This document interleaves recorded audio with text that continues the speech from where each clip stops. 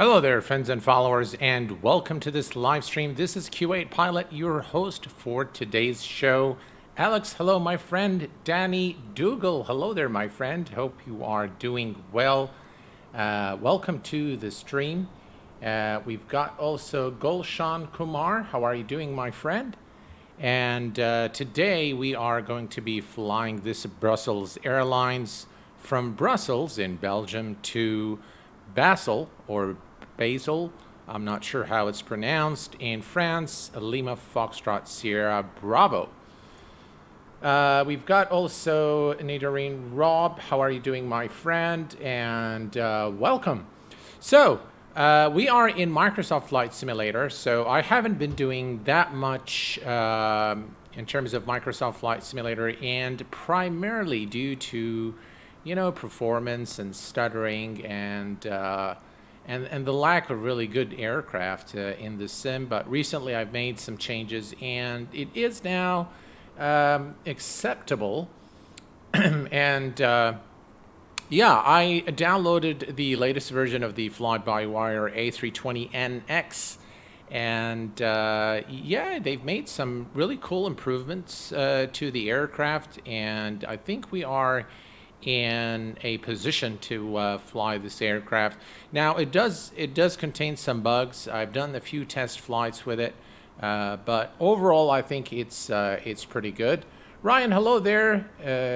JV, hello there, my friend, and welcome. Scott, hello there. Good evening to you, my friend, and welcome. All right, so this scenery, by the way, of Brussels is that of JustSim, and I found it there was a similar airport by FS Dream Team, but I felt that this one was a little bit better, and the destination airport is also by JustSim. I know JustSim, they create some really cool scenery for X-Plane and P3D, and their scenery for Microsoft Flight Simulator is just gorgeous, really. There were some there was some precipitation earlier in the day, and it looks like it's back on again, as you can see here on the windshield. And Sunny, hello there, my friend, and welcome. Can't help it but really dislike FS 2020. I was expecting so much more from it. Feels like an Xbox simulator in Bing Maps. Well, that's a bit harsh, I would say. But I think for if we just very quickly on that comment, if we look at Microsoft at FSX, P3D, X-Plane, when those simulators first came out, there were very little add-ons for them, and people were probably also disappointed. But it takes time for the sim to mature, and there is a ton of add-ons already for Microsoft Flight Simulator. A lot of it is free, by the way, and but yeah, it is lacking in terms of the high fidelity aircraft, I must agree. So this is the fly-by-wire, and we are flying, as you can see, from Echo Bravo Bravo Romeo to Lima Foxtrot Sierra Bravo, and we've got all the weather information here. If we look at the weather information here at our departure airport, you can see there's Verbos 1 knot wind. We've got scattered clouds at 3200, 14 Celsius at the temperature, and QNH is 1007. At our destination, 13 degrees Celsius, and dew point 8. We've got about 170 degrees, 8 knot wind, which is okay. I think not too bad. We're going to be landing today runway 15 at Basel, I guess. Basel. So let's get things started here. We're going to head over here to the overhead panel, and we're going to start the external power, battery 1, battery 2. I've already loaded the aircraft with the required amount of fuel, which is about 5,300 kilos of fuel. Simlog TV, hello there, my friend, and welcome. Let's set the ADIRS to nav mode. And let's see here. Supply crew and ground control is turned on. And then we're going to arm the emergency lights. Non-smoking signs or no portable devices is turned on. Seatbelt signs is on. Nav lights are on. And let's go ahead and turn on the fuel pumps. Gen 1, Gen 2, APU Gen are all turned on. All right, let's head over to the first. Let's bring some light to the PFDs and all the screens here.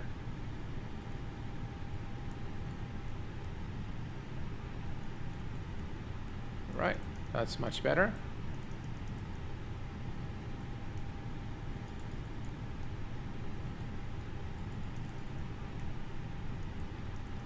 And on this side as well. There we go, that's much better. All right, so did I get the clearance? I haven't heard anything from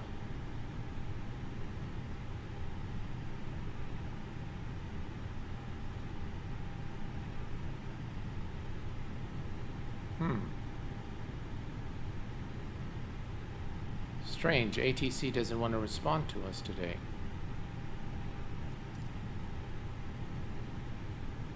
All right, well, let's go ahead and just take a quick look at the MCDU. Let's go to init. And as you can see, everything is set here. The cost index is 5. Cruise altitude, I believe, is 33,000 feet. Yes, it is. So let's set that as 330. And set that here.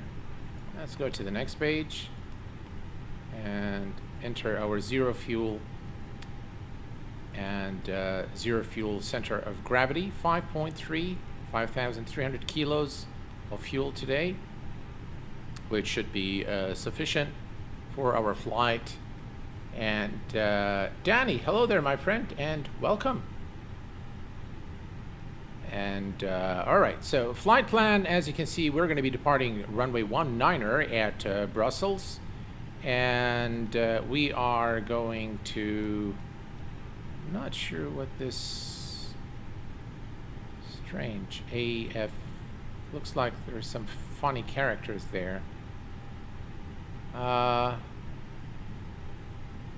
Let's take a look at our flight plan.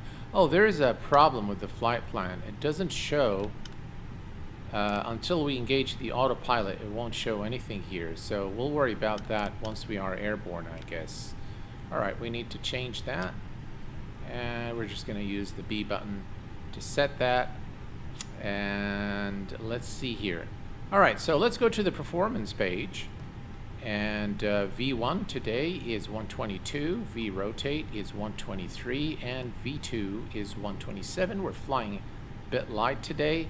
The runway is contaminated, so we are not going to be derating. We're just going to do manual toga. Flaps 1, and we'll leave this out here, and everything should look good. If we look at our flight plan here, 33,000. And that's where we're going to begin our descent into Basel, and everything else looks good here. We'll worry about the flight plan once we are airborne. I am going to delete some waypoints as we depart. So we are looking good. Let's go ahead and turn on the APU master and start the APU.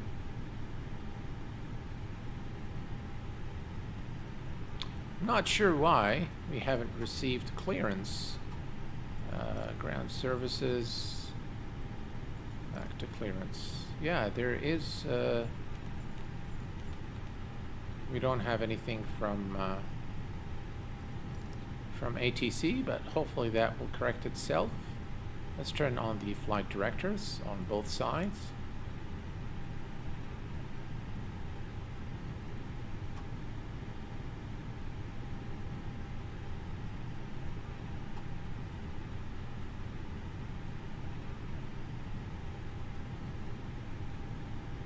almost there. As you can see, the APU is almost at 100%, and 100% is there. APU is now available. So we're going to turn on the APU bleed, and we're going to turn off the external power. All right, beacon lights are turned on, and we are, ladies and gentlemen, ready to push back. We still don't have clearance, so let's see what happens as we let's see here. See, we don't get looks like we've requested the clearance, but we did not receive anything back from ATC. So we're going to go to ground services, and we're going to request pushback. Brussels ground beeline 112 tree requesting pushback. I can barely hear the ATC for some reason. All right, so we are good to start our engines. Engine mode selector to start, and starting engine number 2.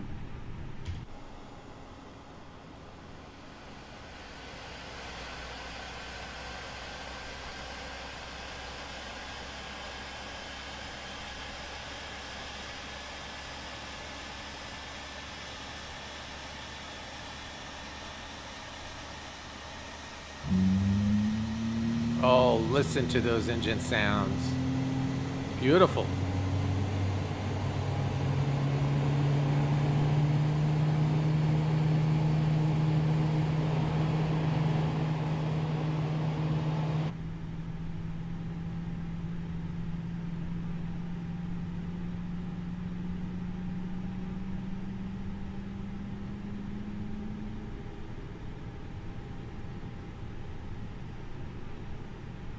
For some reason, I'm unable to hear the Brussels ground beeline 112. or it's actually pretty end of pushback. you know, I can't hear what they're saying. Ooh, what's going on here? Pushback received.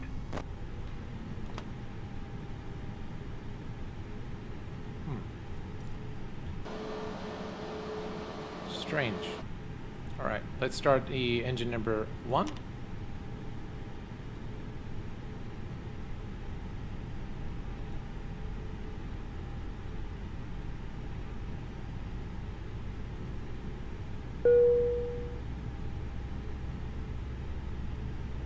I wish they could do something. Oh, Scott just donated $10. Thank you very much, Scott, for your support and your generous donation. Appreciate it.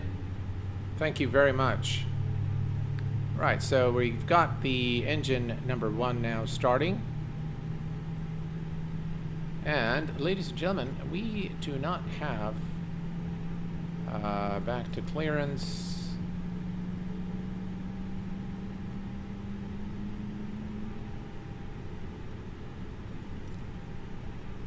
Yeah, I'm not sure what's the deal with these guys. The ATC just doesn't want to... But that's fine. I mean, not a big deal. Yeah, hold short runway 19er via taxi inner 5, inner 6, Echo 6, Foxtrot 5, Whiskey 4, Whiskey 41, cross runway 25 right, contact tower on 120.78 and ready. All right. Taxi to and hold short runway. Not sure what's going on, taxiway really. India November Echo Romeo 5 India November. All right, we have a good start on Romeo both 6, engines. Echo 6, Foxtrot So 5, engine mode Whiskey 4, selector Whiskey back to 41, normal. cross runway 25 right, beeline, Flaps 112 1 tree. for departure. Arm the speed brake and brakes on max. I'm going to set this to 33,000 feet since ATC is acting up today. So we're going to set this to 33,000 feet. We've got the flight directors both turned on, and now we can turn on the runway turn-off light and the nose light to taxi, and turn on the wing lights. We no longer need the APU, so APU bleed off, APU master is off, and ground control should turn off, but it doesn't, so we are going to turn it off ourselves. And now, folks, we are ready to go. All right, so we are going to make a left turn and then taxi to runway 19er. Parking brake is released.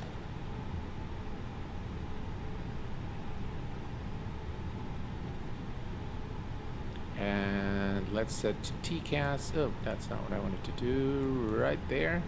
Yeah, it looks like the clearance and all that stuff didn't really work for some reason. Let's take a look here.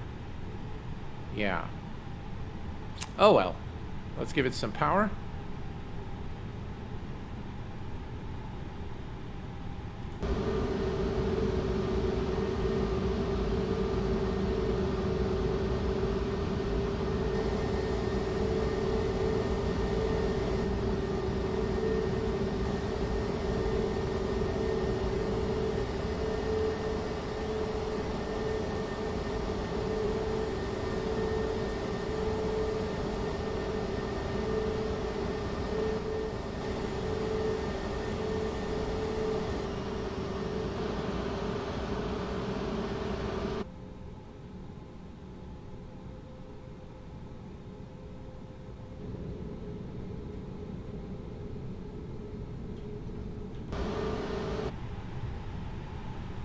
Tell you guys, it just really looks really good. I mean, Microsoft Flight Simulator looks fantastic, really.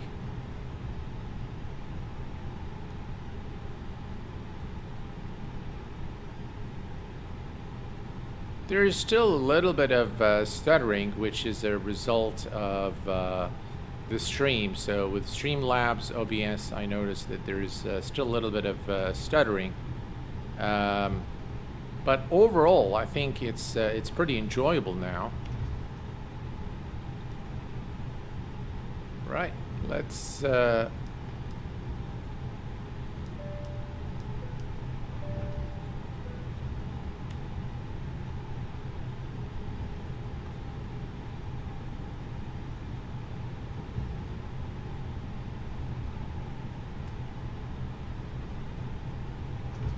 I'm all over the place here, trying to look at the chat.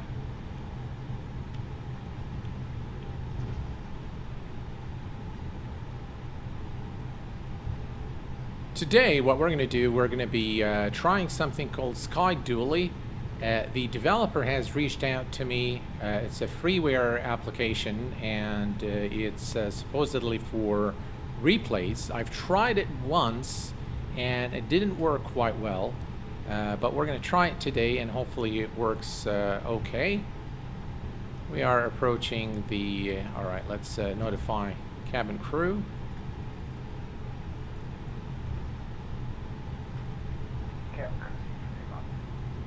Alright, cabin crew notified. And this is runway 19er.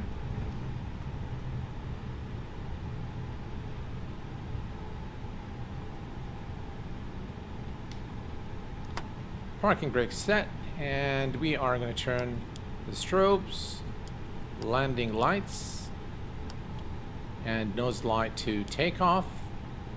And let's start the clock. I just want to take a look one more time here. All right, let's request takeoff clearance. Russell Tower beeline 112 tree ready at runway 19er, departing straight out. All right, we are ready for departure. We're cleared for takeoff, runway 19er, straight out, departure approved. All right, let's acknowledge that. All right, we're good to go, folks. Parking brake released, and let's go.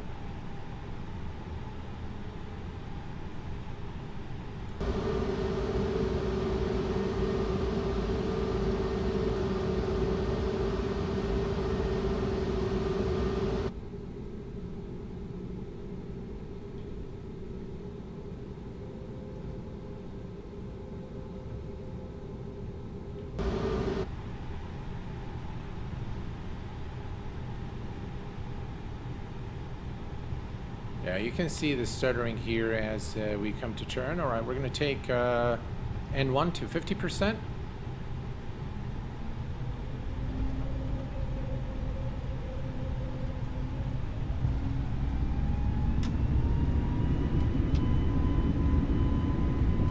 And off we go. 80 knots checked.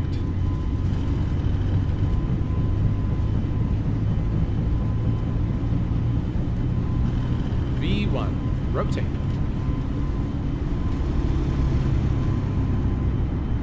And Brussels positive Tower rate of beeline, climb, 112 gears going tree up. to land. Beeline, 112 tree Brussels Tower. Fly left traffic, Just runway look at that 19er. scene. Altimeter 29.77 with 330 at 10. Enter left traffic runway, All right, 19er flaps are up. beeline, 112 tree.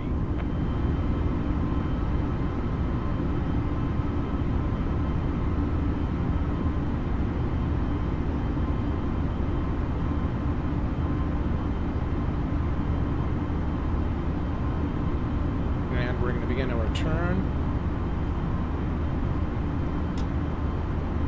Okay, climb thrust. And let's engage the autopilot.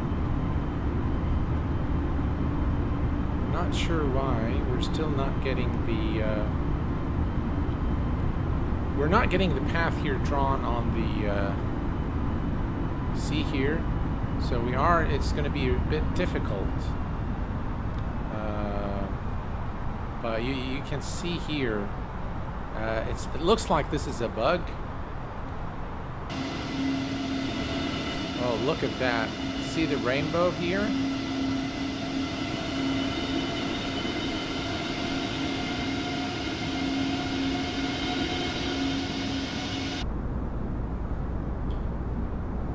Some external view. Look at that wing view. Just absolutely gorgeous.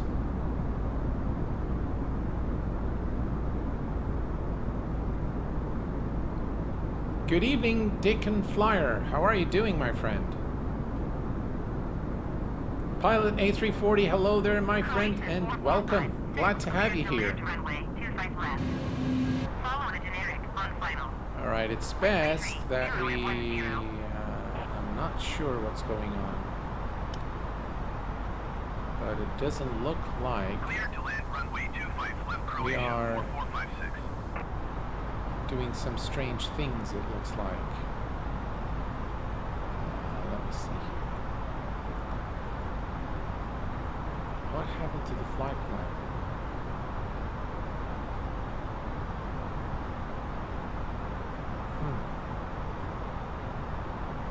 Tell you guys, I have absolutely no idea what's going on with this aircraft. Alright, let's try one thing. Because what it looks like is like the flight plan is all gone.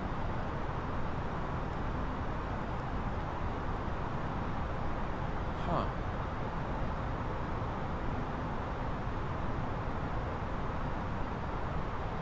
Oh well. I'm not sure what's going on here, but whatever is going on is not right. Alright, let's go to... Beeline, 112 clear to land runway 19er. Wind 33, 0 at 10. Croatia 4456, turn next taxiway. Something is definitely Clear to not land right runway here. 19er beeline, 112 tree.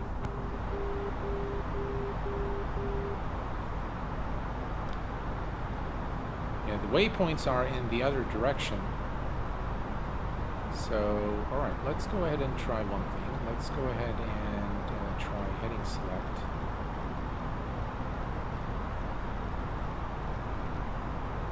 Croatia 4456, turn next taxiway. Yeah, it looks like...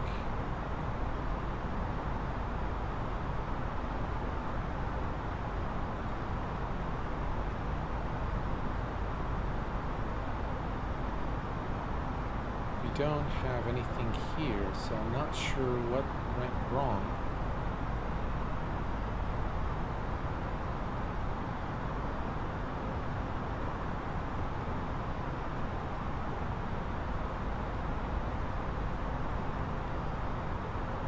Croatia 4456, turn Oh, next that's just too taxiway. bad.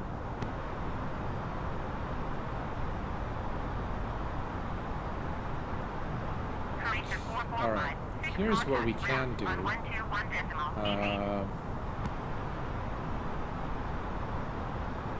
let's go direct.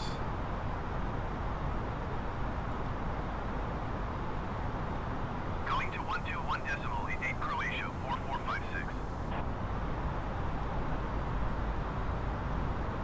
Now it doesn't want to.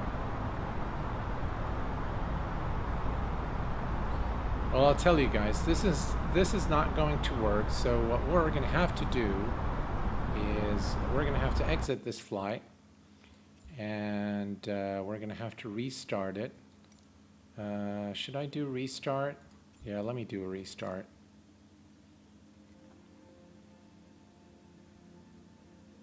Yeah, sorry about that, guys, but it's just simply not going to work with... we're going to have to reset everything. So, yeah, I'm not sure exactly what happened. Let's see here. Flight plan, load from SimBrief.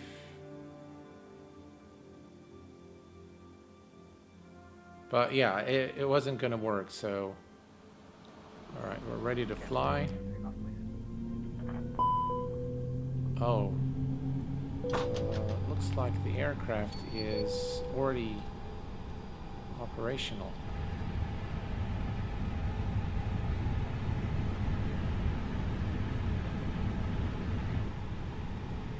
God, I hate it when this happens. Alright, SimBrief, let's see here. Alright, let's see if we've got the flight plan. Alright, so the flight plan isn't there, so we're going to request it. And now we've got everything there. But we're going to have to enter the... we're going to have to enter everything manually. Now we can see the flight plan. Isn't that strange? That's really strange. Alright, so... Departure today is runway 19er through the,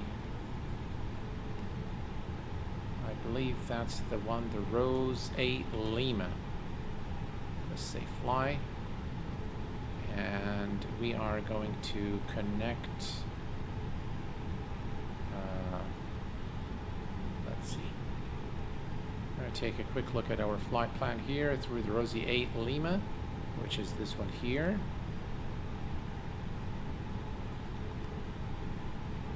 Insert. Right, that's done. And destination arrival is ILS runway 15. This one here, and it's through the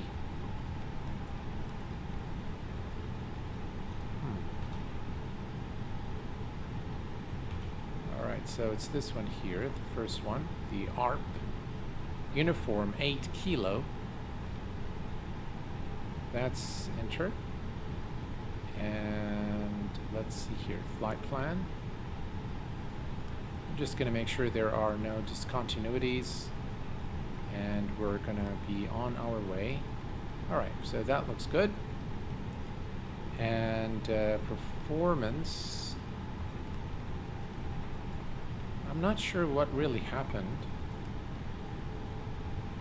Flaps 1.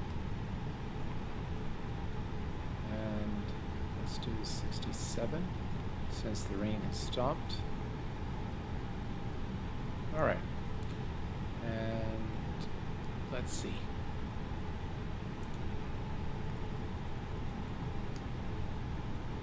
Alright, so all looks good here. I just want to make sure that we've got the... we don't have the zero fuel. So we're going to enter that.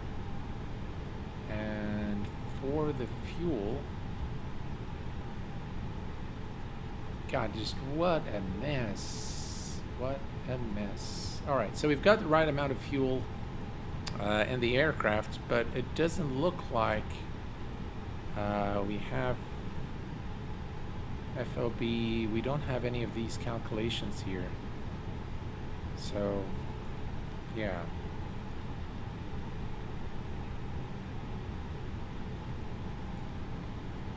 $33, all of that is good. Alright. Let's see if we've got something from, of course, clearance from the Brussels instrument. clearance delivery Beeline Sierra November 2705 Heavy ready to copy IFR clearance to Val. Beeline Sierra November 2705 Heavy is cleared to Val Airport as filed. No, it's giving us a Takeoff different runway. 25 right climb and maintain 8,000 feet. Departure frequency Well, I'm just going to ignore it. 126.63 And let's see, let's put the... Beeline Sierra Oh November boy. 2705 Heavy cleared to Val. Gotta head Airport out, as filed. folks. Going to Takeoff get runway second 25 right vaccine climb dose. and Good maintain luck. 8,000 Well, good feet. luck to you on your Departure on vaccination. 126.63 Hope all squawk turns out well. 1327. All right, Beeline so Sierra November let's see 2705 here. Heavy readback is correct. Contact ground on 118.05 when ready to taxi. All right, so we're gonna turn on the runway turn off fly. Actually, let's wait. Ooh, we've got all the. That one is fine. Wings and those are turned off. Everything. Battery 1, battery 2. Just what a mess, man. I mean, do we have the engines running? Looks like we do.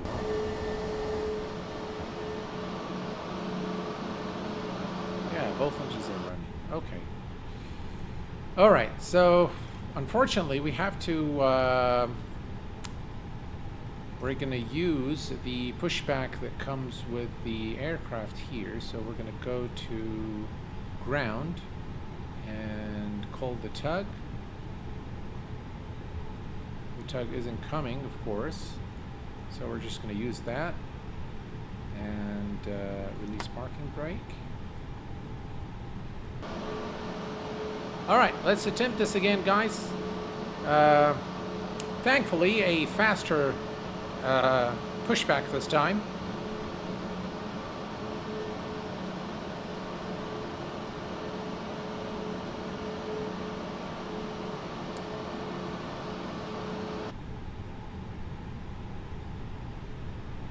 Now, of course, the cabin is ready, but at least this time we have everything set here. So, all right, let's go ahead and stop that and set the parking brake.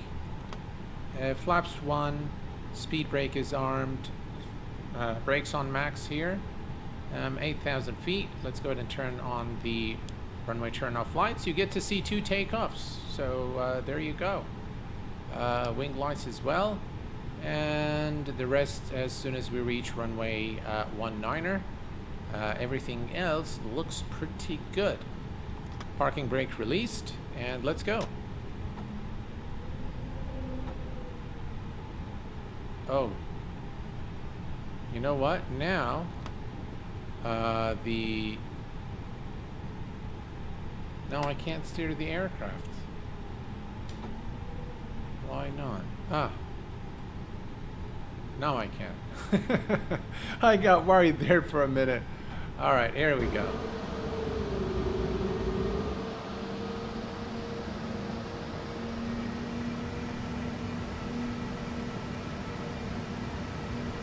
Tell you, the clouds in Microsoft Flight Simulator is just phenomenal.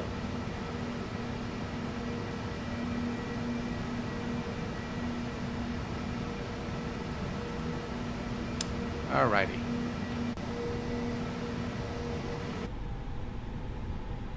So one of the things, I've been creating some Microsoft Flight Simulator content recently, but I don't seem to... It looks like most of the channel followers, such as you fine folks, are not very interested in, you know, Microsoft Flight Simulator content, and I think the reason maybe that the YouTube is just saturated with these videos. And of course I do enjoy X-Plane more than I enjoy Microsoft Flight Simulator, but I've done a complete settings guide video recently, and after I've done all the changes that I've done and tweaked my settings, I think Microsoft Flight Simulator is somewhat enjoyable now. I fly exclusively the A320 by FlyByWire, and I fly the CRJ by Aerosoft, and that's pretty much it. Carenado just released an aircraft. I got it this morning. I haven't had time to fiddle around with it, but yeah, it looks, you know, Carenado aircraft. But we get another look at Brussels. Absolutely, absolutely.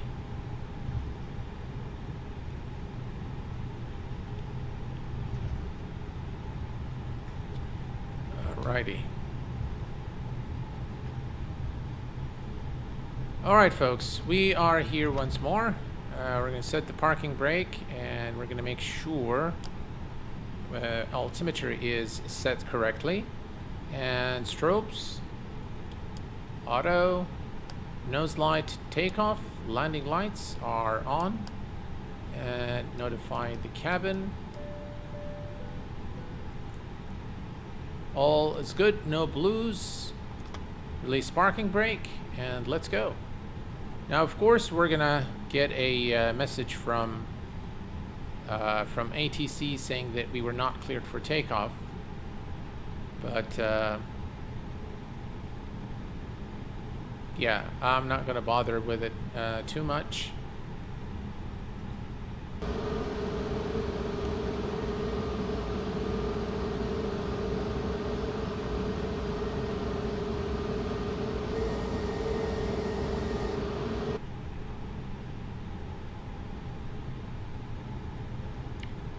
Alright, we are ready to go, ladies and gentlemen. Let's set the range here so we know what we're doing. Alright, 50% and 1. Stable.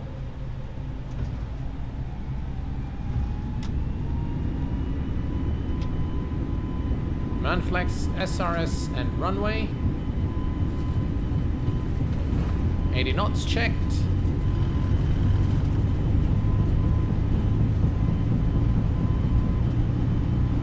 V1, rotate.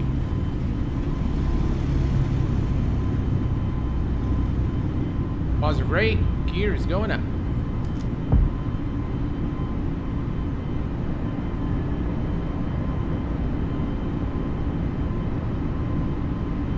Brussels approach beeline Sierra November 2705 Heavy is type Airbus A32NX 1 miles southeast of Brussels 500 Here we feet. begin a return. Request clearance to transition Charlie airspace. 1000. Beeline Sierra November 2705 Heavy, Brussels approach. Squawk 5257. Squawk 5257 beeline Sierra November Thrust climb. 2705 Heavy. And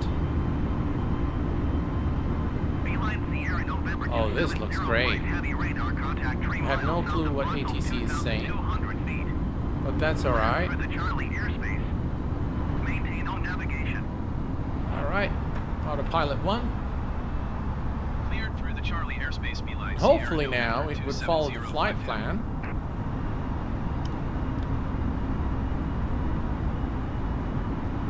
Well, looks like it's behaving well now.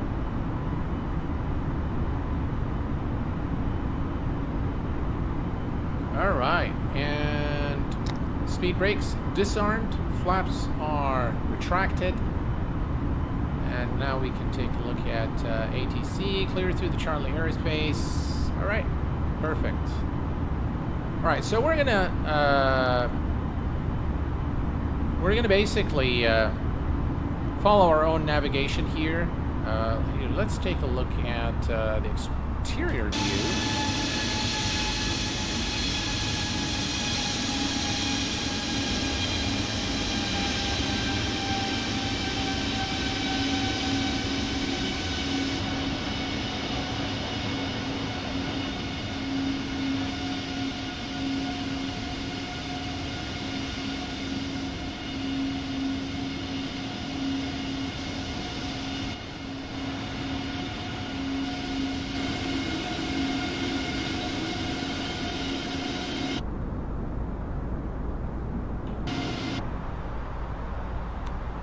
Looks like we can climb to...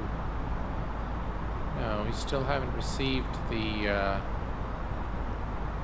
clearance for higher altitude. Oh, you know what? Here's what we're going to do. We are going to set this to 33,000 feet. Unless there is a restriction. Yeah, it looks like there is a restriction there.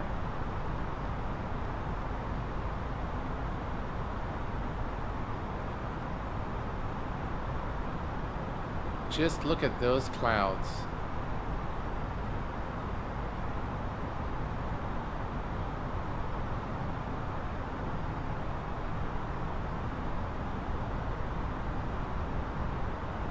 Let's climb.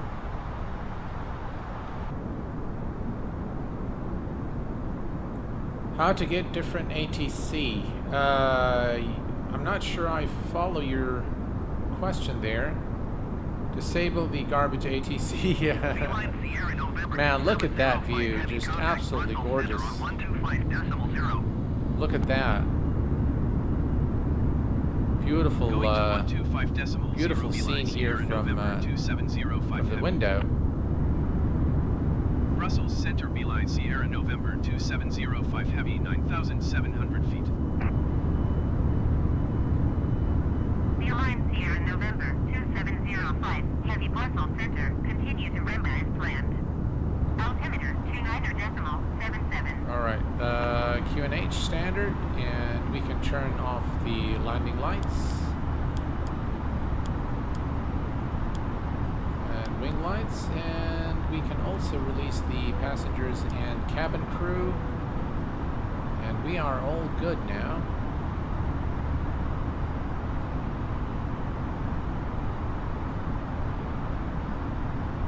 Right, we're climbing to 12,000 for 33,000. Yeah, it doesn't look like looks like something isn't well with these guys. So we're just gonna ignore ATC and we're gonna do our own thing. Now I've also noticed that there is a bug with the ILS.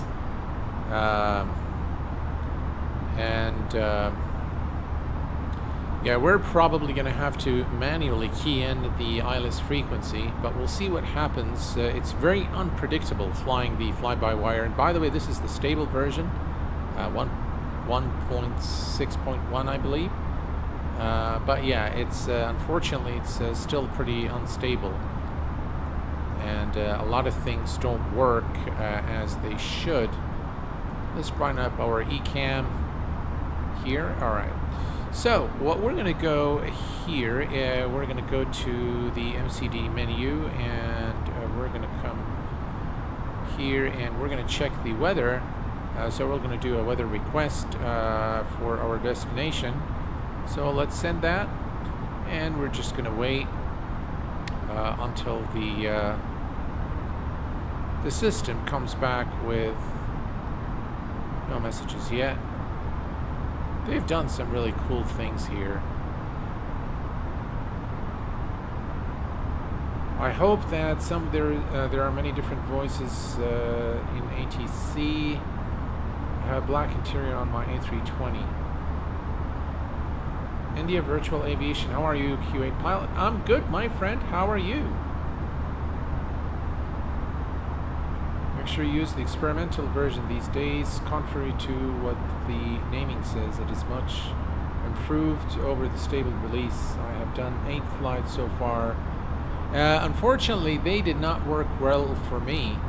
Alright, so we've got the METAR here, and we're just going to print this. And yeah, let's just collect that, and we'll just keep it here for our reference once we are ready to enter the destination information. Looks like this is maybe this is top of climb, I don't know. I doubt it. So we go, that's Rosie. Now, according to our plan, so if we go to the flight plan, and let's see here, we should begin the descent Oh, you guys, do you see what's going on here? We have these waypoints twice. See that?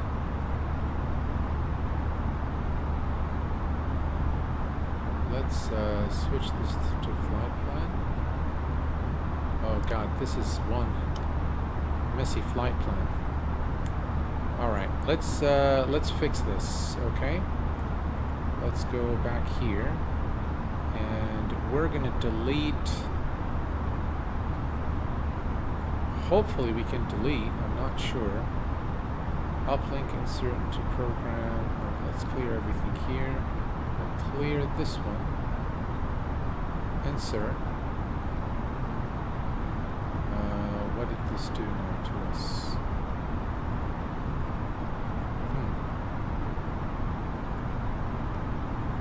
Still there, isn't it?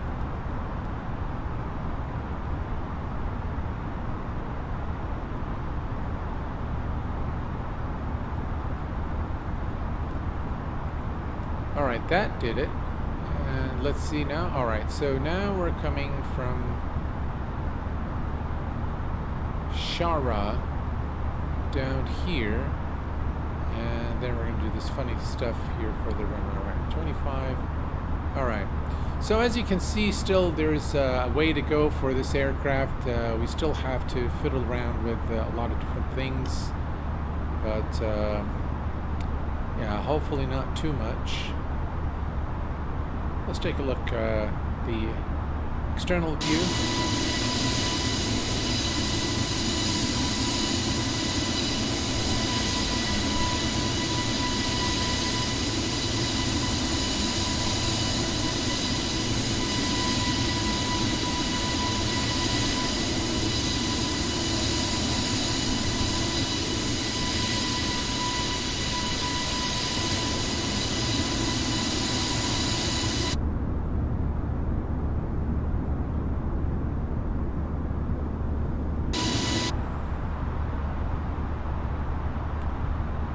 All right, folks, we are now climbing to our cruise altitude of 33,000 feet. We are out of 27,000, and all is looking good. Now, what I've noticed is as we approach our destination, the ILS here, ILS approach doesn't appear here for some reason. But we can always key in the ILS frequency in the nav radio page here on the MCDU. But we'll see what happens. Joe Logs, hello there, my friend. What's up with the cockpit textures? Looks so much worse than for me, and I'm just on the default A320. Didn't get the FEW mod yet. Well, I'm not sure. They look fine to me. I'm not sure what are you referring to in terms of the cockpit textures, but they look pretty good as far as I'm concerned.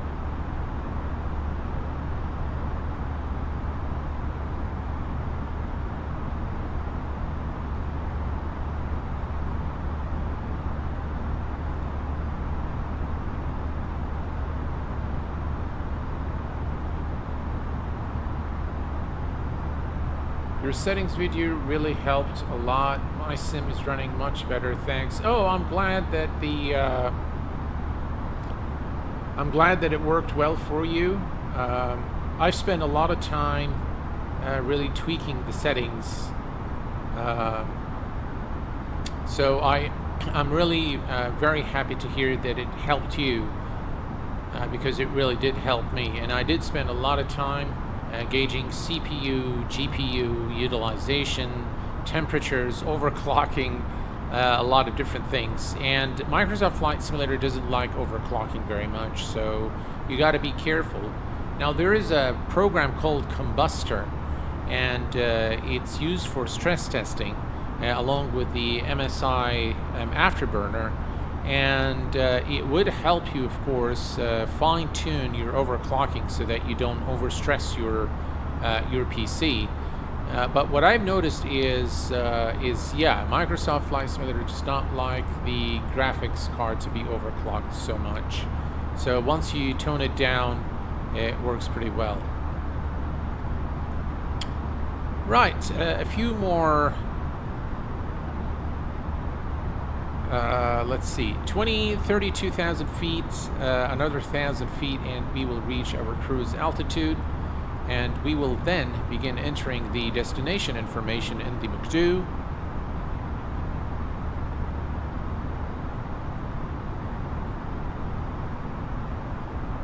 Yeah, I would agree with you, Joe, that you know, tweaking is something I really resent, and I just don't, and that's the primary reason I gave up on P3D, because P3D is a sim where you almost in the flight itself, you'd have to use different settings depending on where you're flying from. So if you're flying from a really dense, you know, airport, really involved scenery, you need to tone things down, and then as you reach the destination, maybe you can, you know, kind of ease off a little bit, and it's just something I don't have time for, quite frankly.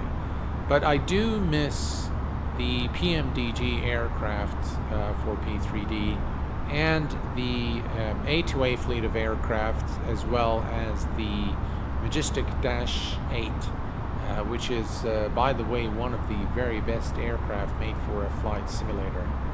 And it is really a study level aircraft of the Majestic Dash 8 by an account of a real-world pilot who's a Dash 8 pilot.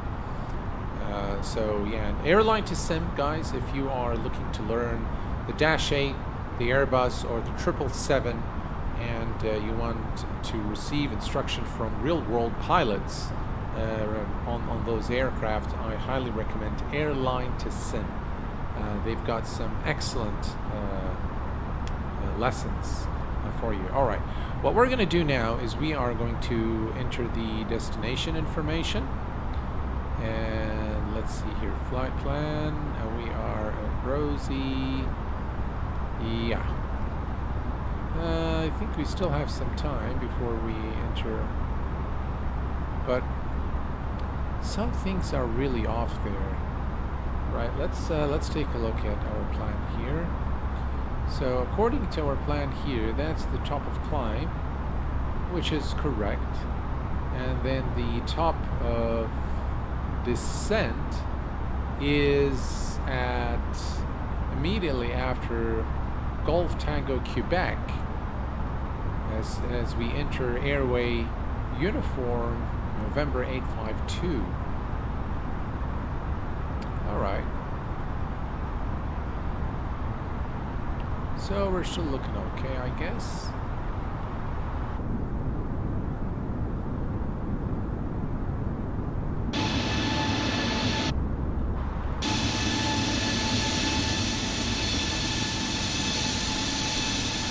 Nice to see contrails in Microsoft Flight Simulator. There you can see that.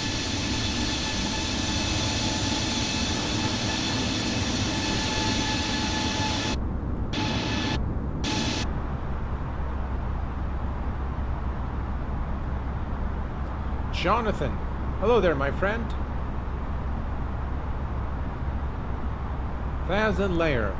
How to calculate top of descent. All right, so I think I've covered this several times, but let me just, the easiest way is, let's suppose that your platform altitude is 2,000 feet and you are at 30,000 feet. So you would subtract 30 from 2,000, 30,000 from 2,000, that's 28,000. Delete the zeros, you've got 28. 28 times 3, so you multiply that by 3, because normally you are doing a descent at a 3-degree glide slope. So multiply that by 3, and the result, add to it another 10 for contingency, and those are the amount of nautical miles that you need basically to descend to that platform altitude. So when you are 28 times 3 plus 10 out, you need to begin the descent so that you reach your platform altitude in time to intercept the localizer and glide slope. Hi Q8, what is your download speed for MS 2020? I've got, so the connection I have is 100 megabyte per second, which is pretty reasonable. This is, I think, the maximum speed you can get in a residential area in Kuwait, where I live.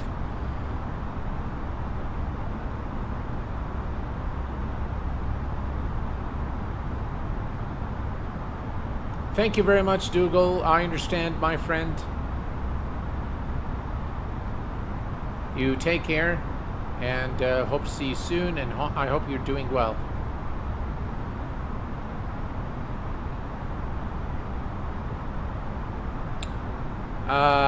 Getting the Bravo throttle quadrant to work in P3D is like having a root. Well, Cole Newman, hello there, my friend. Welcome. Well, I'll tell you one thing on the Bravo throttle. Hey Q8, recently have you been liking MS more than X-Plane? Are you still on X-Plane side? I'm still very much an X-Plane guy, Taj guy, and I will remain an X-Plane guy until I see something drastically different in Microsoft Flight Simulator. But, you know, just in terms of, you know, having variety on the channel, I'm trying to create content for both sims. And, yeah, so I'm pretty much an X-Plane guy. And, all right, it says enter destination data. So we're going to go to perf. Let's see, next phase. All right, so QNH at... our destination is 1011, and the temperature is 14 Celsius. The wind is 185 knots, 180 degrees, 5 knots. Transition altitude is 5,000 feet. 136, 250. Right. All set. And let's see here. We are going to begin our descent right after we clear Golf Tango Quebec, which is in about 17 nautical miles. So we are going to reset our MCP altitude to 7,000 feet.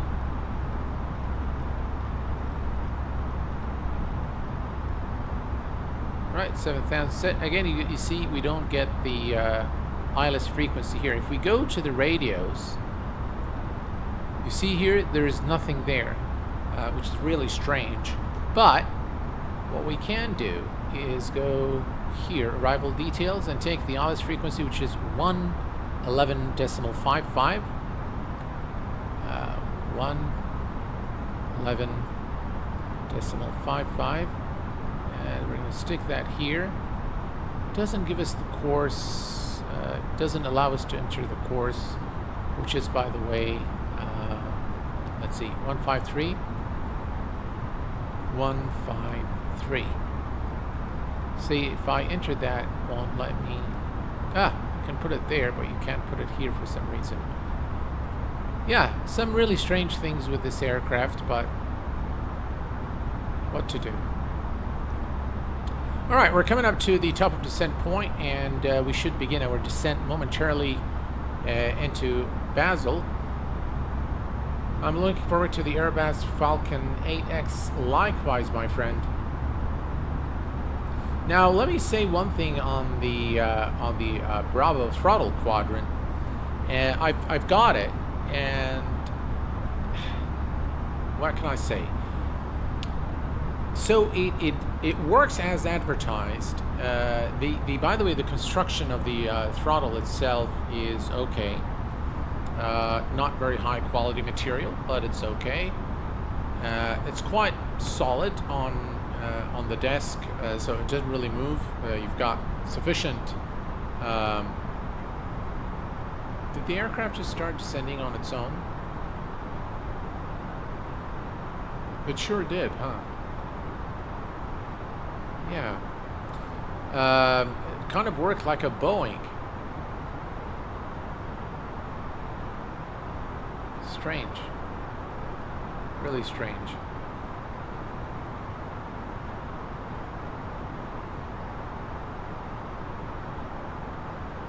All right.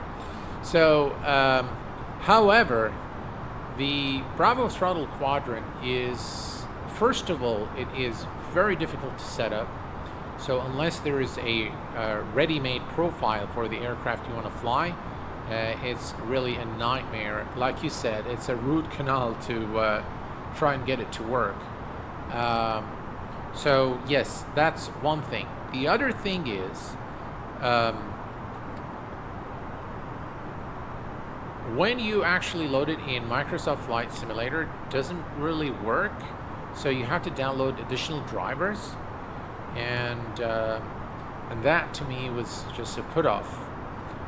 The other part, in terms of the operability of the actual quadrant, so you set it up, let's say for a Cessna or maybe a turboprop, a twin-engine turboprop.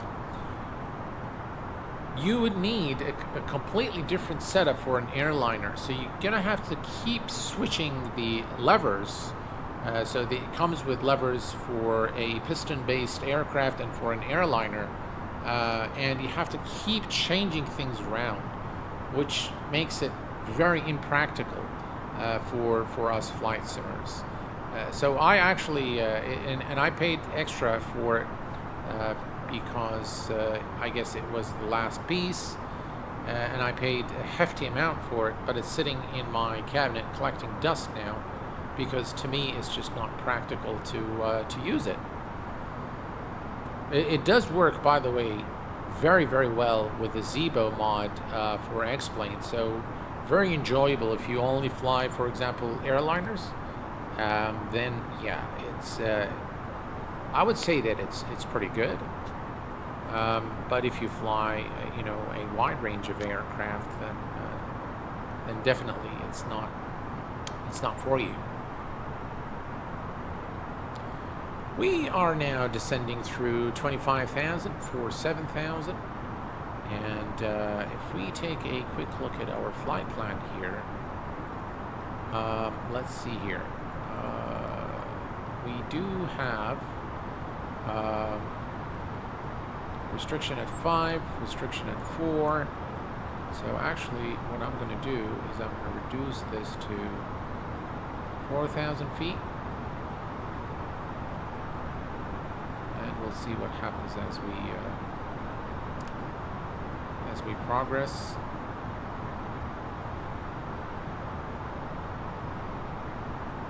We might, by the way, we might need to do everything manually as we approach our destination, because I'm not seeing the ILS display here. This landing system, as you can see, kind of came and went. So here you see that? Yeah, that's definitely a bug. It kind of just blinks and goes away. Let's do it on the same thing. Yeah. But, you know, we should be able to manually land the plane if the visibility is good. Still have the trusty CH Eclipse, and works a treat, yeah.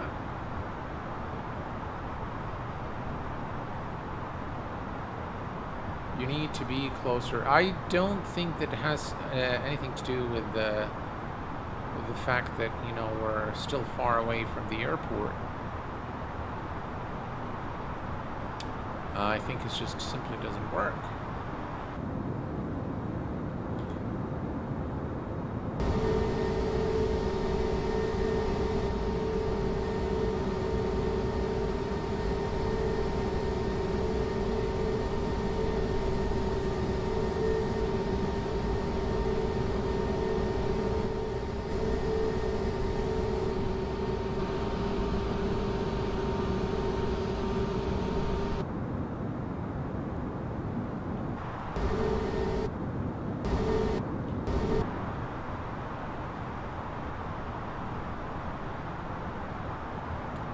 Right, 18,000 feet.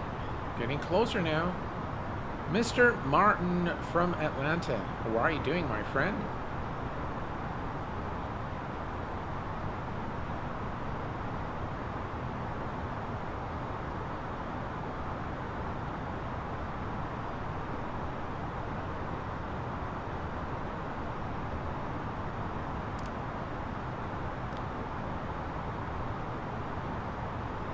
One thing I can tell you guys is I'm very pleased with the performance after all the changes. By the way, if you guys, after we're done with the stream, after we land, and hopefully we'll do a safe landing, if you guys want me to load up the Carenado aircraft, the one that was released a few days ago, I'll be more than happy to do so.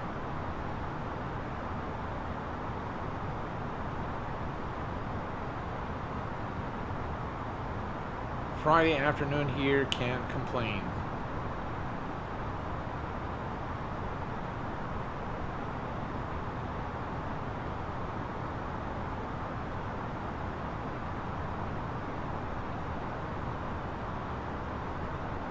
Alright, we're descending down to 15,000 feet. We're still looking good.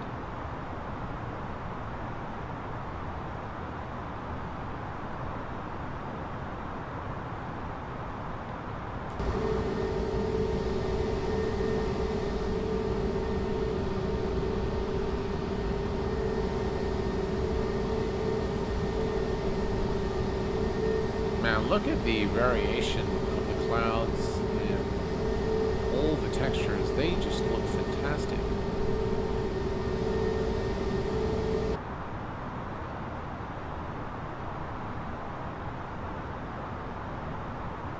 Now we're going to turn on the anti-icing as soon as we're closer to these clouds, just to ensure that, you know, we don't get any icing on the wings or the aircraft engines.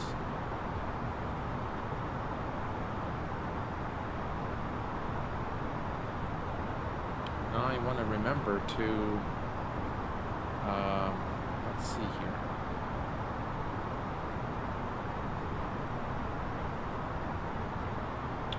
Let's see, where is, there we go, Sky Dually, and we're going to turn that on. We are closer to our destination.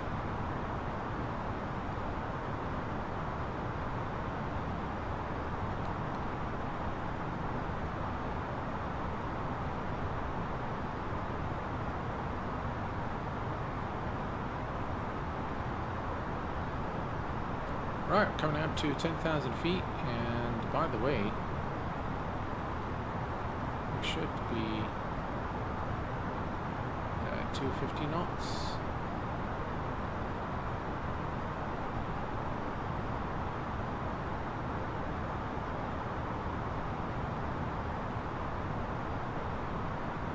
Right, landing lights and passenger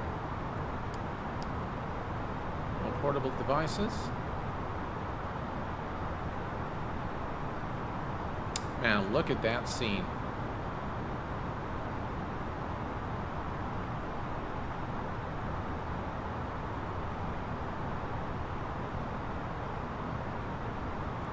Folks, I'm gonna set this at 7,000 for the time being, and now we are at 250 knots, which is the allowed speed below 10,000 feet. We're going to maintain 7,000 feet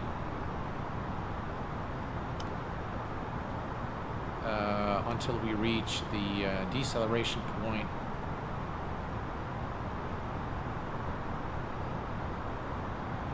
Hamza says, oh, I can't read French, sorry.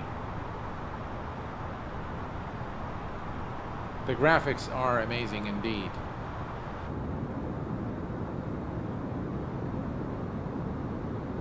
Look at that wing flex, looks fantastic.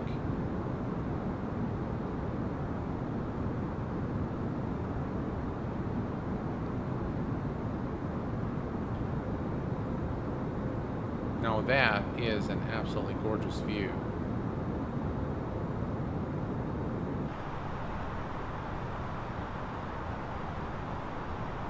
Alright, I'm going to go ahead and engage the wing and engine anti-ice.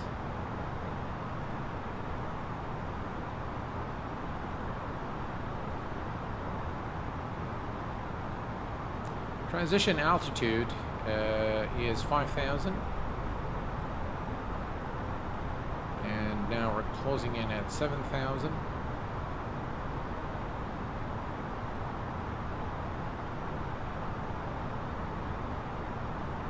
I absolutely adore the effect as you pass through the clouds. It's done quite well.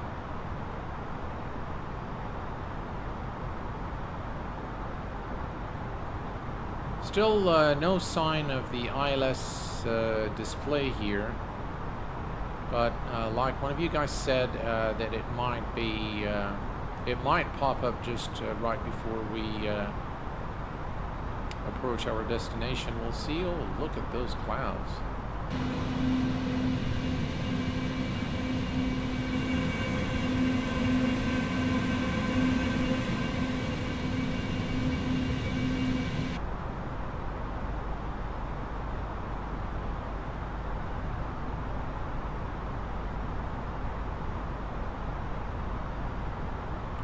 We're going to reset the MCP altitude now to 4,000 feet. See, that's not what it's supposed to do. I mean, on an Airbus, you're supposed to, click either nav descent or open descent in order for the aircraft to begin the descent. But here, it seems to just be doing its own thing. More like a Boeing.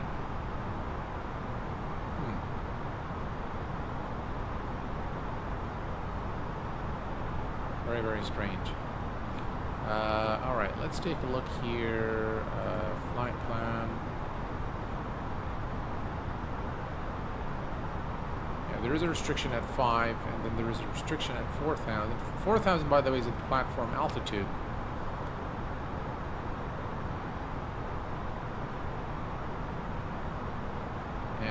Then there are a few funny things.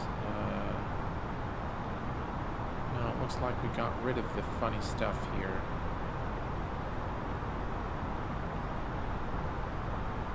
Oh, just look at that.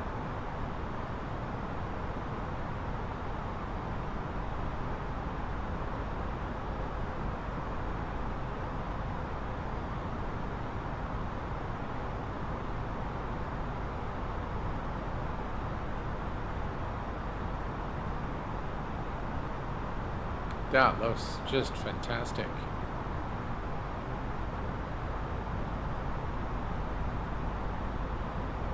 Right, 5,000. Let's keep it there. And I'm going to decrease the range here to 20 nautical miles.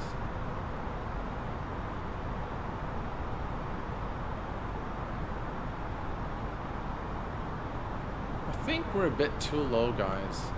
But it's all right, not a big deal. Let's take a look here. Yeah, we need to be at 5,000, so no, I think we're fine. We're not too low, we're good.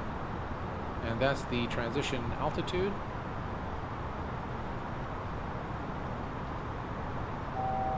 There we go.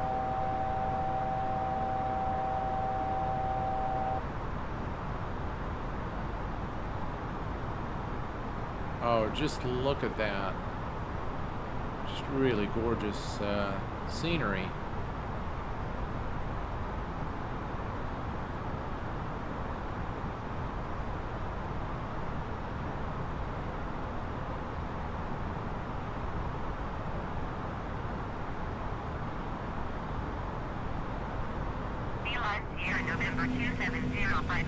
You see some icing formed on the aircraft. Now this is probably unrealistic, so you don't really get that. I mean, you would, but not so fast and not in this shape or form. Frequency change approved. Beeline Sierra November 2705 Heavy.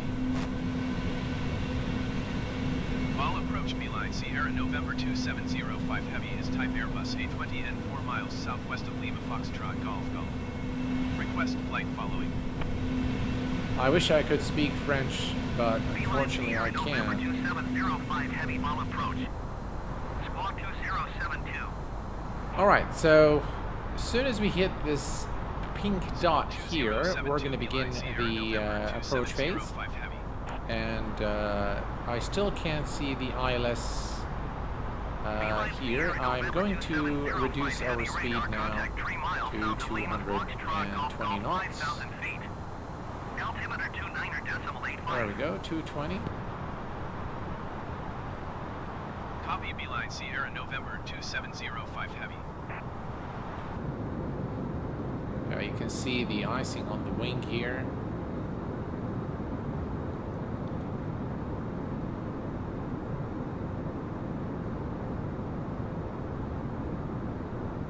One thing I can say is that whatever settings that I've done in the settings video is really a very good compromise between visual quality and performance.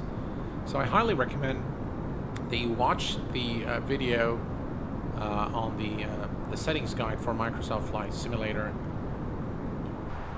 because it really did wonders for me. So hopefully it will help you. Now we can see ILS cat. So now we can see the ILS stuff here, and I can see the localizer needle as well. So what we're going to do now is we are going to go to 4,000 feet. There we go, 4,000. It's just really strange that it's working kind of like a Boeing. And yeah, I mean, no complaints, that's fine. And then it's our turn here to the runway.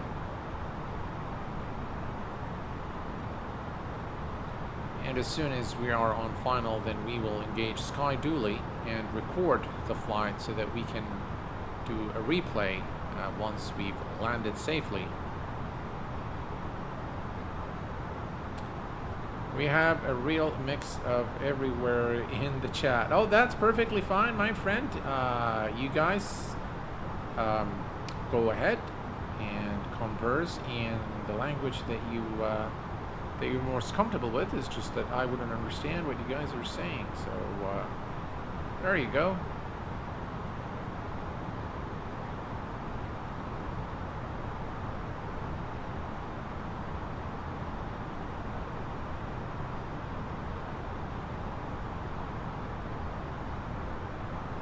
Hello from New Zealand. Hello there, my friend. Welcome, Basha Vlogs. Hello, my friend. All right, guys, we are now approaching the kind of. Oh, so if you guys recall the last video I made on Microsoft Flight Simulator, we had a lot of stutters on arrival. And now I do get stutters, but they're not as frequent and they are not as long. But yeah, I mean, performance-wise, I'm pretty happy with the sim. But yeah, see, there we go. That's one stutter right there. It's kind of taking long.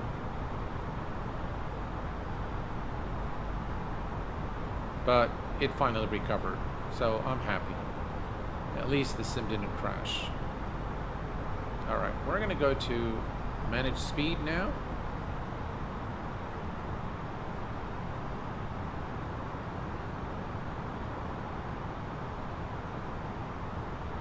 And we can see the glide slope and the localizer needles now here on the display on the PFD. You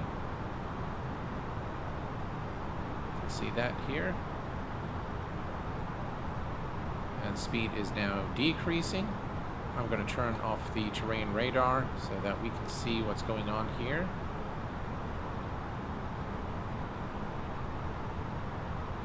And we are now looking good.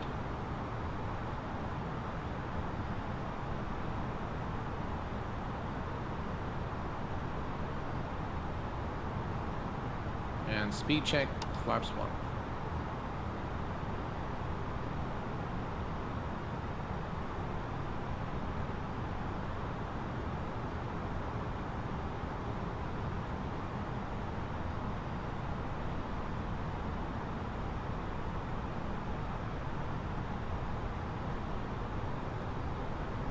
Hamza from Algeria. Oh, welcome.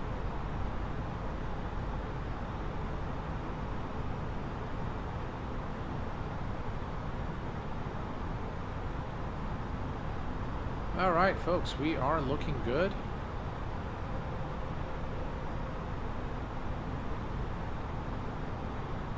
Speed is decreasing, as you can see.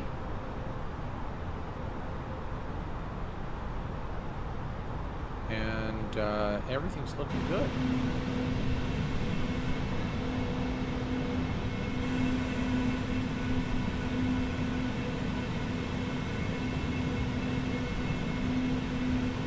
See the cars here are just really very well done. So the environment overall is done very well in Microsoft Flight Simulator. All right, speed check, flaps 2.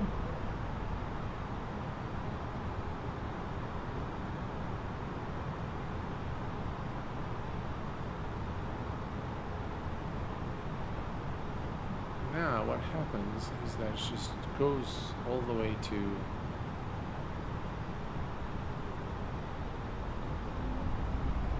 let's keep it at 160, and then on final we'll switch to manage speed again.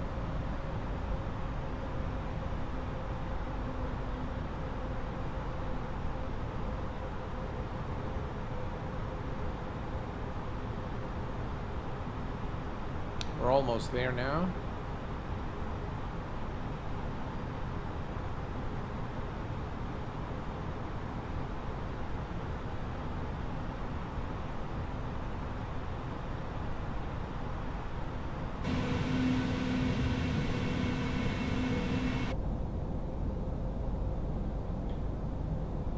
Just look at that. All right. So what we're going to do now is first let's bring up Sky Dually. We're going to give it a shot. All right, it's recording now. And let's go ahead and do our checks. We're going to turn off the anti-ice. We're going to turn on the rest of the lights. Runway turn off lights and nose light to takeoff. Wing lights are turned on. And we're going to arm the speed brake. And speed check flaps 3. Let's go to manage speed now. And approach. And that's the runway ahead of us now. Looks like there is an aircraft landing. And 1 dot, you can see the glide slope there, so gear is going down. And flaps full.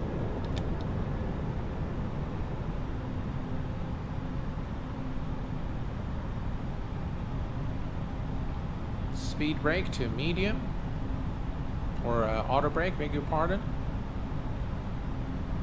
All right.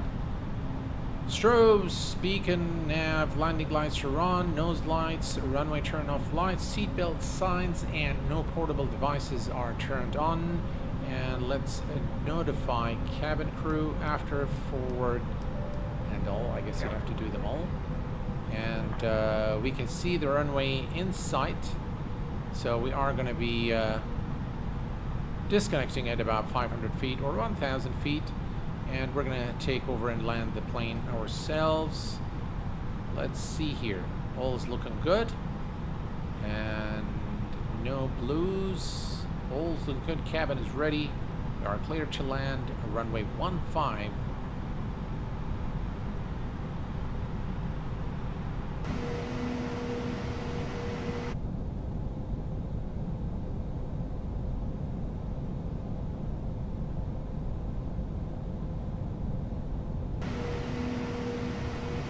See some crosswind there.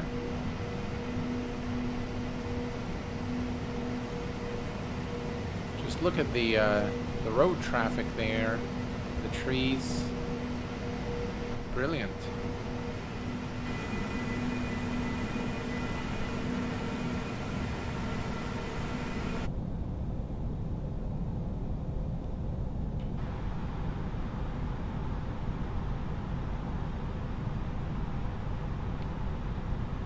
All right, ladies and gentlemen, we are clear to land, runway 15. All's looking good.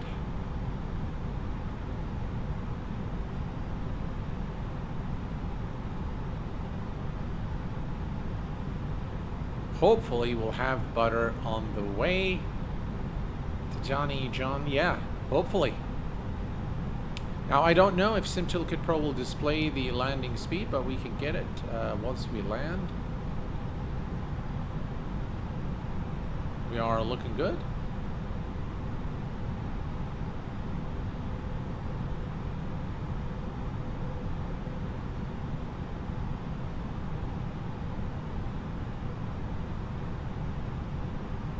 $1,500.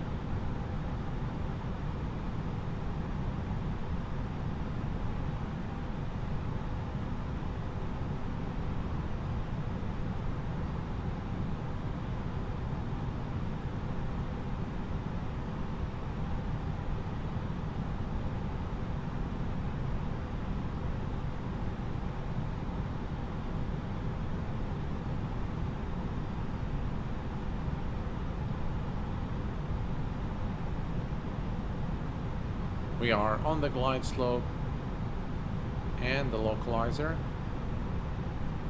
1,000. 1,000 feet. Let's go ahead and disengage the autopilot.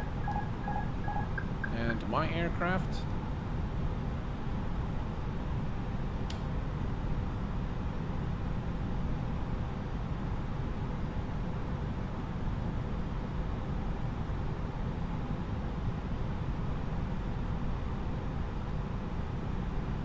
Some stuttering there.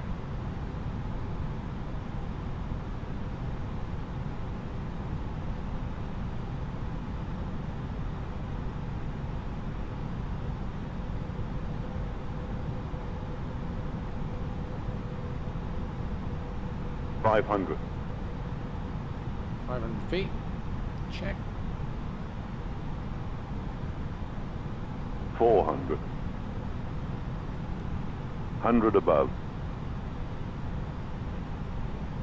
300. 300. Minimum Continue. 200.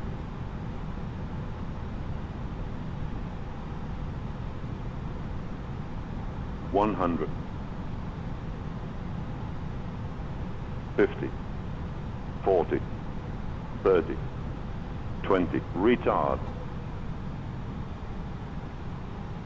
10.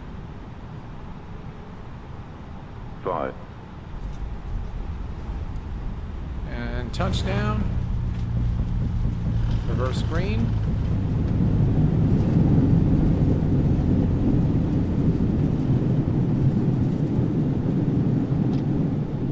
And welcome to Basel. I guess that's how it's said.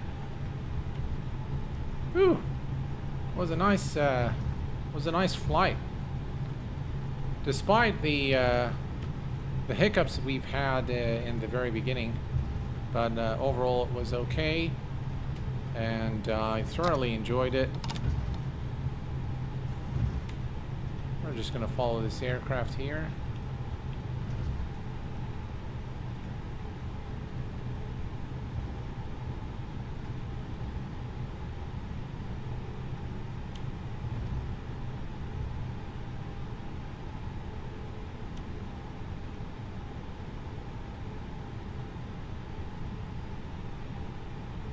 Alright, let me check SimToolkit Pro, give you guys the landing rate. Landing rate was minus 126. Minus 126 FPM, so I guess that was pretty good, yeah.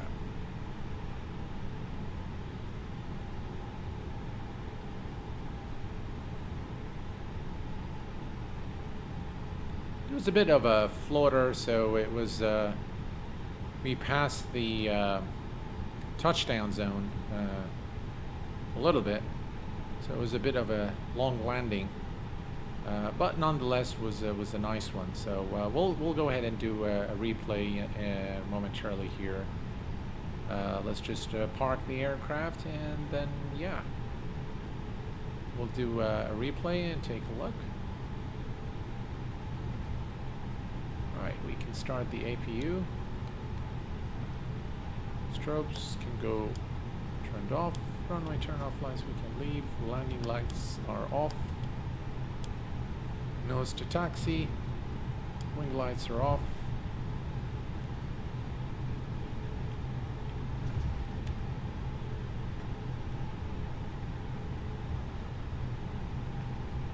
And we are going to park the aircraft right here.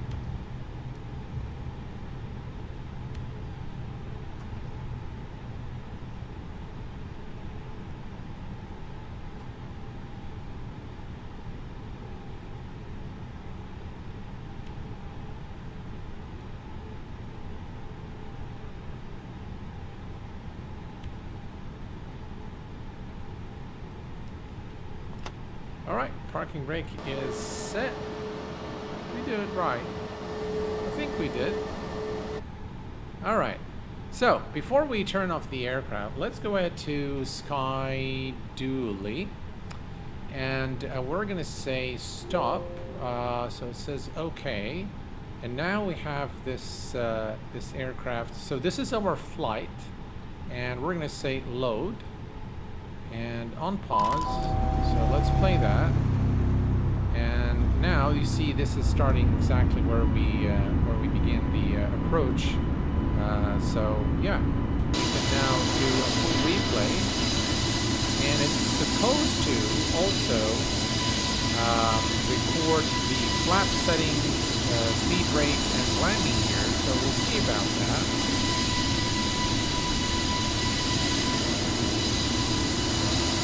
Like, yeah, the flaps are extended. That's the runway. It doesn't seem like it's doing what it's supposed to do, because that's the runway. Aircraft. Yeah, I don't think it's worked.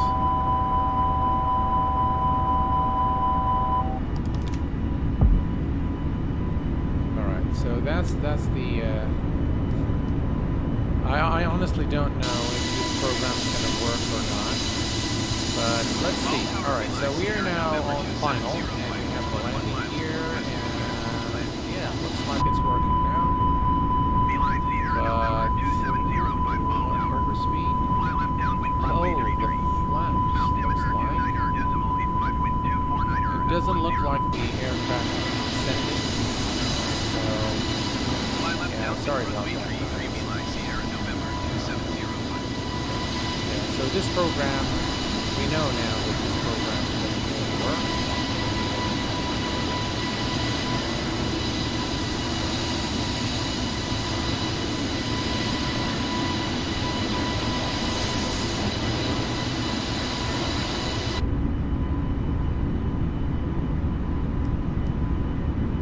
Again, you can see the speed is kind of climbing.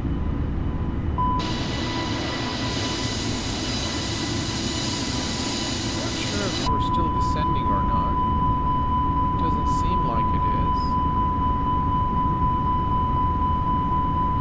Looks like I can still I can still control the aircraft, so we should have tried a different way of yeah, it doesn't really work, so oh well. Now the thing is, it's not going to allow us to, so we might as well just 1,300 retard. Yeah, I don't think it's 30 5. Alright, that's well, so much for the replay with this program. But yeah, it didn't work very well. I have another program called, let me tell you guys what it is. It's called this program here. Let me just bring it up real quick. FS Playground is what I normally use for for Microsoft Flight Simulator, but yeah.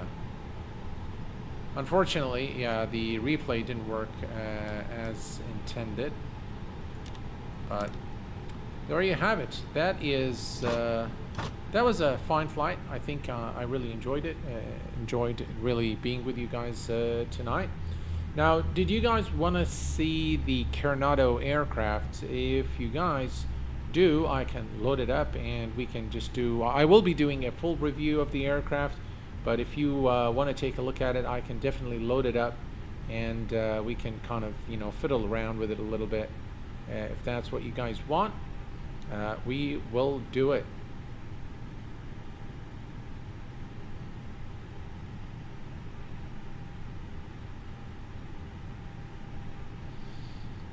Oh, it's too late now to change the replay program.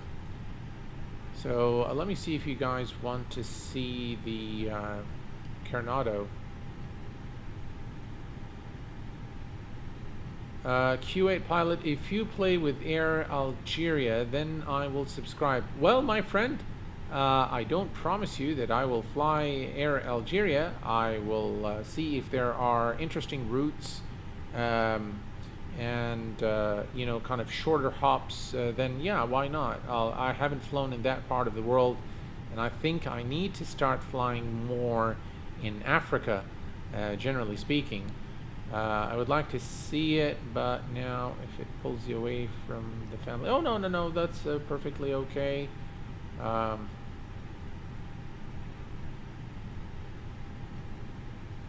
right, so let me bring up the Carenado aircraft. Let's go to the main menu.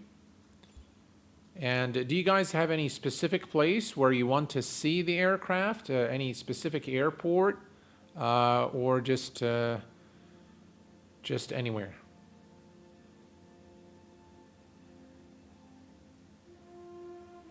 All right, let's see.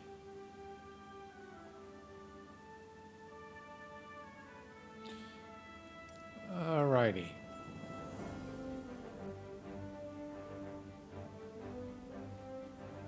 All right, so that is, where is the aircraft? Turboprops. Is it here? No, it's under propellers. Oh, there it is. Carenado PA34T Seneca V5 or Seneca 5. All right, let's select that aircraft. And let's see. Kuwait. Oh, all right. We can definitely load it up in Kuwait. Oscar Kilo Bravo Kilo. That's Kuwait International.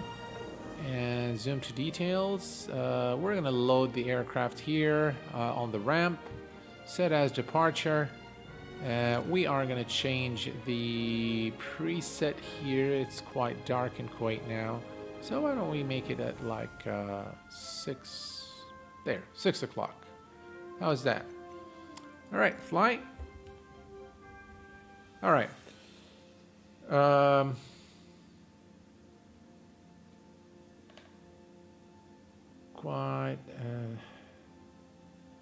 Air Algeria actually has a broad and varied network. Also, Algeria itself has beautiful scenery. Oh, I know that Algeria has a very beautiful scenery. I've seen a lot of pictures of Algeria, and I have an Algerian friend who lives here in Kuwait, and he's shown me some mind-blowing pictures of Algeria. I hope I can visit. So there are definitely Algeria, Tunisia. Those are countries that are in my bucket list, and I do want to visit them someday. Now, ladies and gentlemen, this is the Carenado aircraft, the Seneca 5, that was recently released by Carenado. One thing I will say immediately is that it looks good. Yeah, and this is the case with all Carenado aircraft. They look fantastic, and this aircraft is not an exception. Another thing that I would like to say about this aircraft is that it's very easy on the frames. So normally with Carenado aircraft, you know, they're pretty heavy on frames. but this one actually is pretty good. So yeah, I was actually pretty you know, pretty surprised to see that it's you know, very easy on the frames. Now, if you look at the interior cockpit, you can see that it's again with Carenado. One thing they do very well is the visuals, and this aircraft looks pretty good in terms of the visuals. We can look at the cabin here. As you can see here, it looks pretty good. You know, no complaints in the visuals department. Everything looks pretty good, definitely. Very sharp, you know, good use of PBR. Overall, the aircraft looks pretty good, yeah. Now, you know, almost all the switches are functional. You can also, you know, the shades are also operational. The lights here are operational, and you can open the door if you like. So that's also modeled, which is a good thing for those of you who are worried about doors and what have you. So I'll tell you what, I'm going to start the aircraft. We're in close proximity to runway 15 left, I believe, here at Kuwait International. By the way, this is that there is the Emiri Airport, which is reserved for the government of Kuwait. And yeah, let's go ahead and bring it up. Let's start things up. Let's see here. Those are the fuel pumps. And mixture on full rich. Let's see, where are the batteries? Battery master is on. Left and right alternators are on. And let's see here. Right fuel pumps are turned on. And I think we are good to start. We're going to crank the throttle just a little bit here. And I think we're good to start the engines. So let's go ahead and start the right engine first.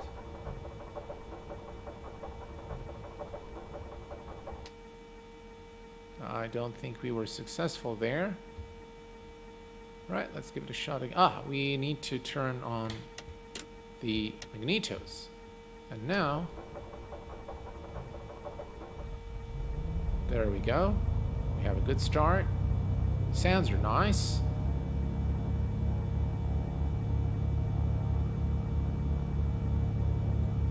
And we are going to start the left engine. And we have a good start on the left engine as well.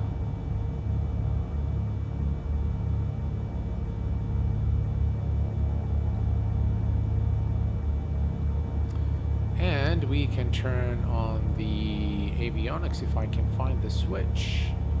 Now with Carenado aircraft, it's not radio master. There we go, on the transponder. Kuwait ground November 48765 ready to taxi straight out departure with uniform. There we go. So really nice. I mean, in terms of the sounds, in terms of the visuals, they look pretty good. Let's see, pitot heat off or inoperable. Why? Taxiing hold short runway tree right 765. Pitot heat. Huh. Nav lights. Taxi lights.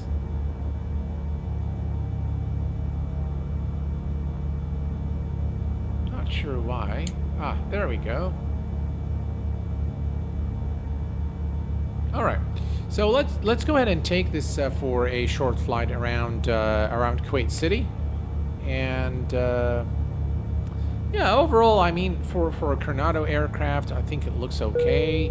It sounds all right. I mean, yeah, they really excel in in that department. So before we forget, we're gonna bring some dome light here,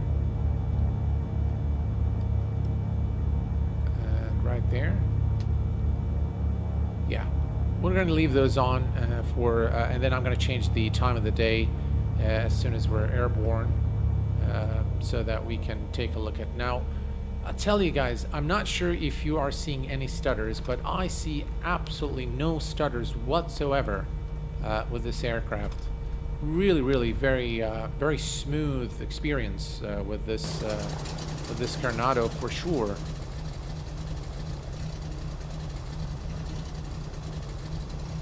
So that's the runway, I believe. Yeah, flaps are set. And by the way, I want to show you guys something. Let's set the brake here. And just look at the movement of the aircraft. The shake.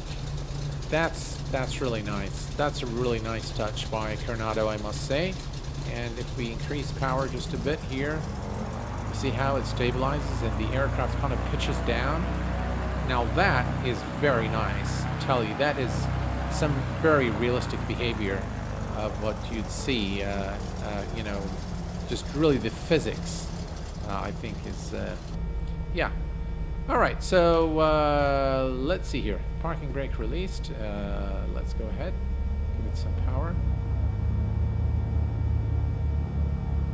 And we are going to turn on the landing lights, strobe lights.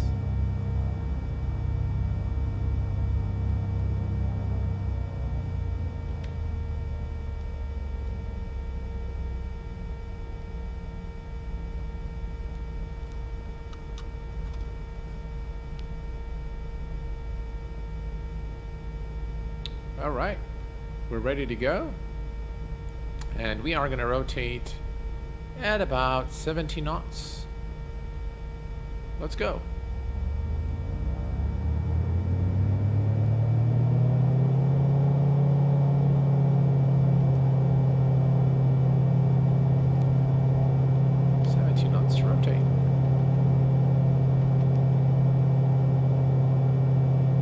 Positive rate of climb, and gears going up.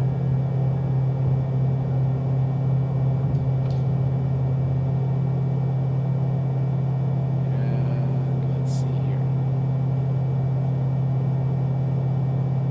Yeah, so far flies pretty good. Kuwait approach November 48765 is type 1 miles east of Types are Kuwait, retracted. 700 feet. Request clearance to transition Charlie airspace. What do you guys think? November 48765, Kuwait approach. Squawk 6514. Squawk 65 14765.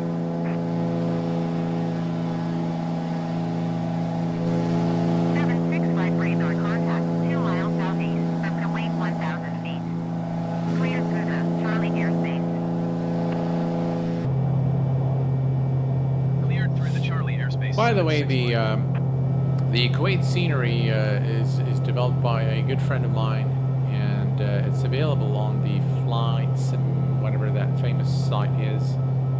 Really brilliant work that he's done, and this is probably, I would say, the city, the airport, and the city is about 85%. Of what you'd see, maybe slightly more, maybe 90% of what you'd see in real life.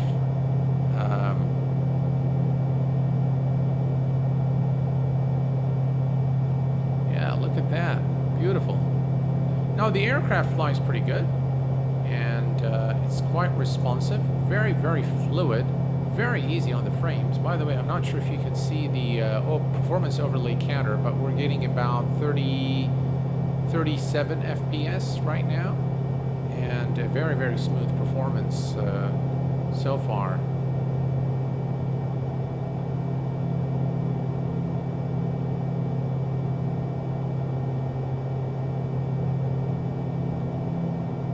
Yeah, I think it's pretty cool. All right, what I'm going to do, just so that I show you guys part of the scenery as well, I'm going to fast track this a bit. 1, 2, 3, 4, and we're going to come down here to Kuwait City. 2, 3, 4. All right. So this, let me just ease off on the throttle. What you see here, right here, this is Kuwait Towers. It's quite symbolic of Kuwait, and that tower is Liberation Tower. At the time of building the tower, it was the highest tower in the world, and then it got to, I think, number 5, and I think today it's like number 200 or something. This is Al-Hamra Tower, very, very famous in Kuwait, and Kuwait Towers. Really, the rendition of Kuwait cities is really done very, very well. All these buildings are depicted quite well. They're exact replica of what you'd see in real life, so they are done quite well. Yeah. Here's a look at again Kuwait Towers and the artificial island right here.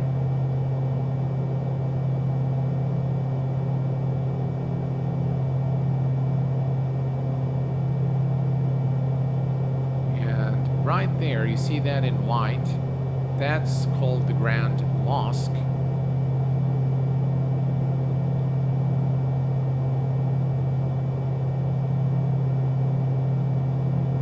I like this aircraft, flies well.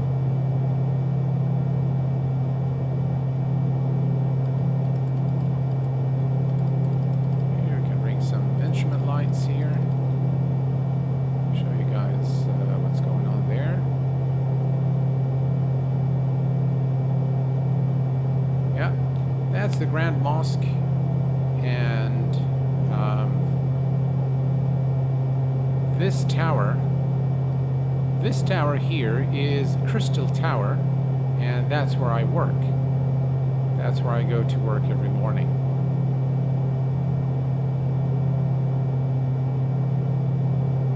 Yeah. And you can see now the aircraft lighting as well. I think it looks pretty good.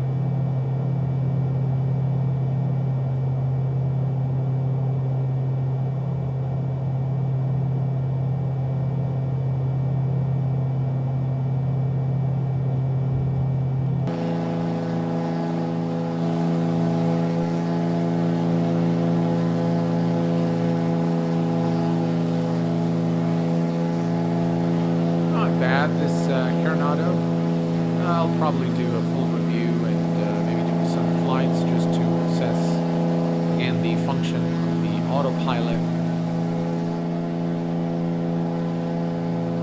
And that's the airport right there, so we're going to head back to the airport, and this is runway 15 left, and that's where we're going to land the aircraft.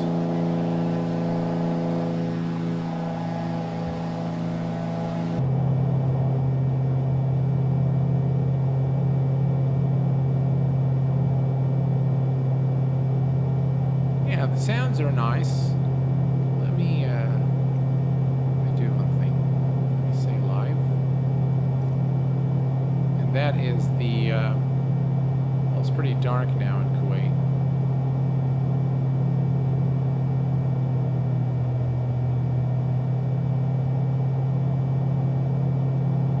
I tell you, performance very, very solid with this Carenado.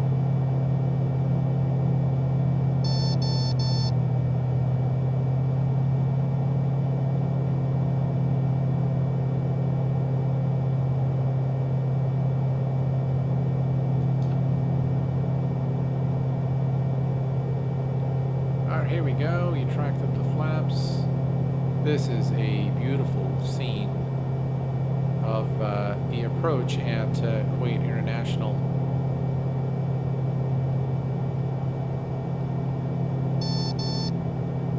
Alright, let's lower the landing gear.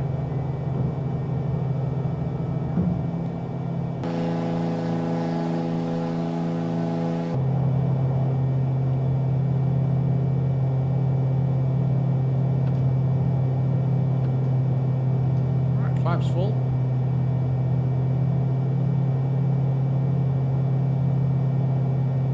Overall, just as a first impression, I mean, this is not a review. As a first impression, I think it's an okay aircraft.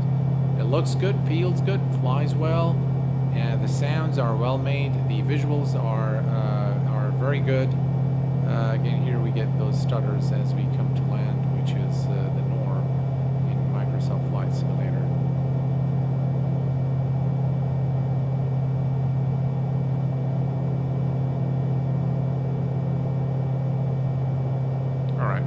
It's done with its stutters, so that's good.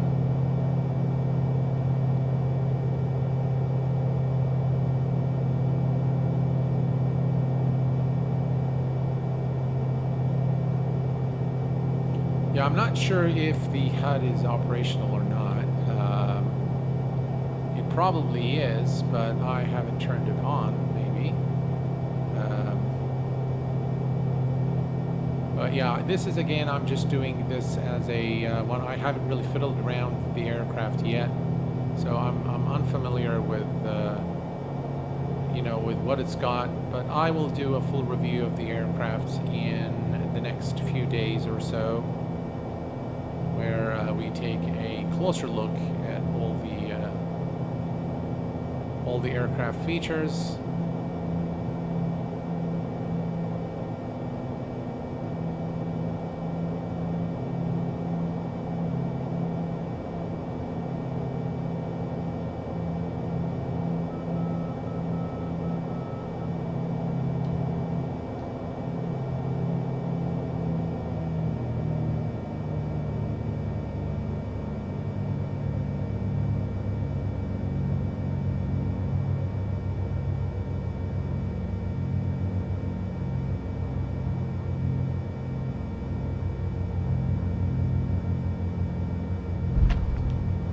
Touchdown.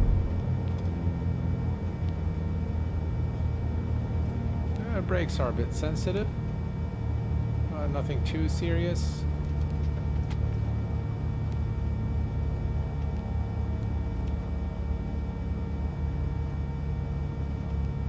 Well, folks, this is it for today's stream. I hope that you've enjoyed the flight, despite the hiccup that we've had in the very beginning. And I hope that you've enjoyed this kind of preview or / first impression of the Carenado Seneca 5. I want to thank you very much for tuning in. And yeah, I really enjoyed being with you guys. I want to thank you all for your support. And until next time, please take care of yourselves and each other. And I will see you all very soon. Thanks for tuning in, and bye-bye for now.